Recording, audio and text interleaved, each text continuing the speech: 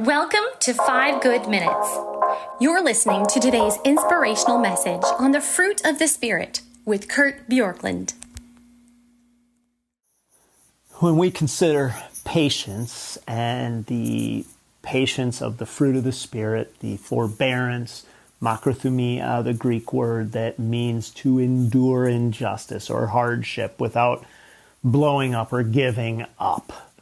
One of the things that is helpful is to understand the patience that God has for us. I mentioned this yesterday, but it's helpful because without that, you will feel justified in saying, I can blow up. And one of the ways to think about this is if you treated people in your life the way that you treat God, would they forbear with you?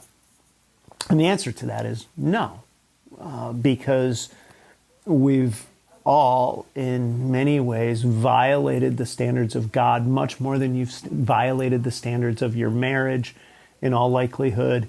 And even if you've violated those standards in great ways, you still have been more unfaithful to God than to a spouse. You violated your standards to God way more than you have to your kids or your parents or your boss or your friends. And here's, again, where we see this. 1 Peter chapter 3, this is verse 20. It says, to those who were disobedient long ago when God waited patiently in the days of Noah while the ark was being built. So back in Genesis where the ark story is told, you have this account of the days of Noah and people just living unrighteously. And it says, and God just patiently waited, had them build an ark to have everyone say, what's this for? Well, there's a flood coming. And it sounds like destruction and wrath of God, a worldwide flood.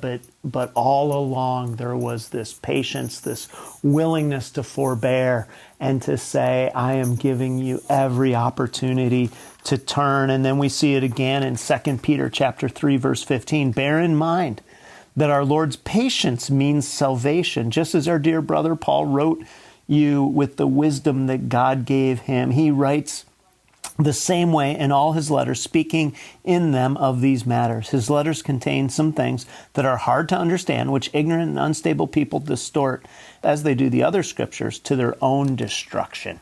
But again, what's he talking about here? Patience. Patience. Have you ever wondered why God doesn't just smite an evil person or let there be a public undoing of evil? It's patience. And it's that same patience that God has extended to me, that God extends to you, that allows you to say, God has been patient with me. Now, how do I let that so resonate in my soul that is what I extend to the people who are in my life? When I could easily be frustrated.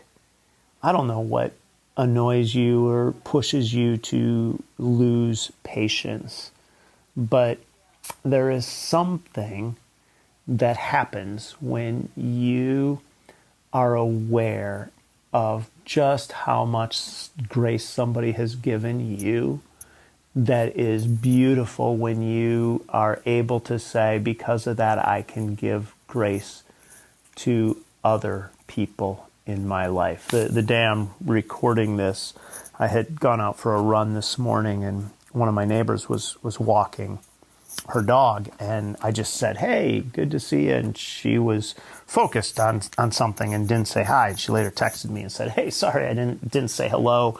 I was consumed in what I had. And it's funny to me, just when I think about that, how I did notice that she didn't say hello, and I was like, oh, what in the world? And my first thought was, well, okay, I guess I just won't say hello if we pass. And yet that wasn't even remotely in her mind. And again, my point is just when you understand that God's patience has been so lavished on you, then it won't even be in your mind to say, I should demand from somebody else what God has extended patience to me. And so today, if you find yourself wanting to grow in patience, take some time, think about, consider all of the ways you've been unfaithful to God and God has been patient and gracious to you. And then resolve once again to say, I want to live with patience toward those in my life. Thanks for joining us here today. There's a lot of great content to explore on Orchard Hill Plus and on the Orchard Hill main feed from the weekend. Have a great day.